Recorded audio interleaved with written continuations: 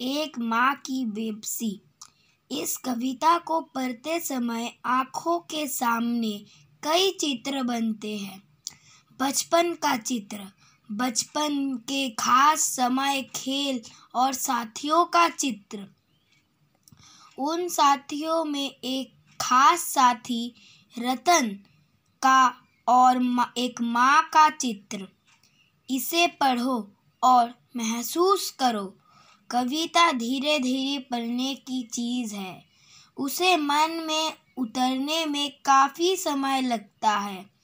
कभी कभी तो बरसों बाद हम बचपन की पढ़ी कविता पढ़ते हैं तो लगता है पहली बार पढ़ा है इसे।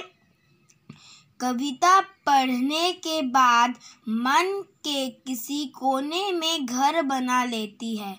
किसी मौके पर वह उभर आती है।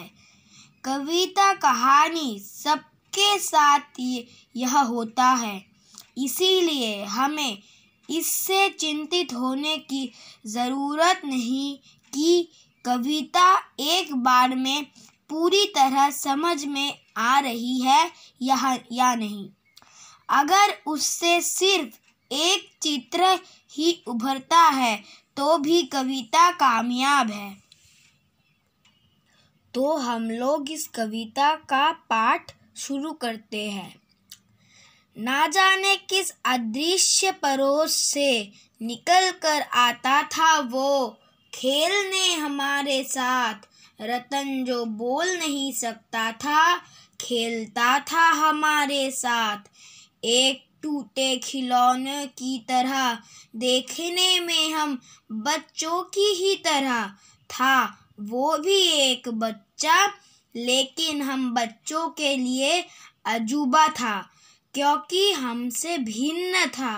थोड़ा घबराते भी थे हम उससे, क्योंकि समझ नहीं पाते थे उसकी घबराहटों को।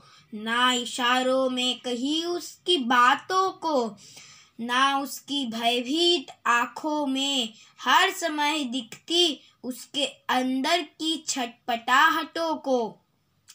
जितनी देर वो रहता पास बैठी उसकी माँ, निहारती रहती उसका खेलना।